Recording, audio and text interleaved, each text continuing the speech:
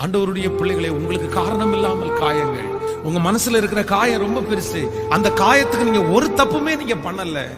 நீங்க ஒரு நிரபராதி, நீங்க நல்லவங்க, நீங்க மனசறிஞ்சு யாருக்குமே எந்த தீங்கும் செய்யாத ஒரு நபர். உங்களுடைய இருதயம் அப்படியே வெளிப்புறமான இருதயம். ஆனா நான் நம்புறேன், நீங்க இன்னைக்கு காயப்பட்டு நிற்கிறதுக்கு வேற எதுவுமே காரணம் இல்ல. உங்களுடைய ஞானம் இல்லாமல் நீங்க எடுத்த சில செயல்கள் தான் நீங்கள் இன்னைக்கு காரணம் இல்லாமல் காயத்தோடு இருக்கிறீர்கள். கடந்த நாட்களில் ஒரு வாலிப தம்பி எனக்கு அவர் போன் பண்ணினார். நான் தற்கொலை பண்ணிக்கணும் போல தோணுது. நான் ரொம்ப ஒரு 6 வருஷமா ஒரு பொண்ணை நேசித்தேன். திடீர்னு அந்த பொண்ணு இப்ப போன் எடுக்கல, என்கிட்ட பேச மாட்டேங்கிறா. பேசும்போதே அப்படியே போன்ல கேட்கிற கண்ணீர் விட்டு அழுறாரு. கொஞ்ச நேரம் எல்லாத்தையுமே நான் கேட்டுட்டேன். நான் சொல்றத நீ கேட்பியாமா அப்படின்னு கேட்டேன்.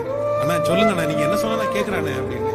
உன்னையே நேசிக்காத, உன்னையே விரும்பாத, உன் அன்பை மதிக்காத ஒரு பொண்ணு உனக்கு வேணும்னு நினைக்கிறது உனக்கு தப்பா தெரியலையா அப்படின்னு கேட்டேன்.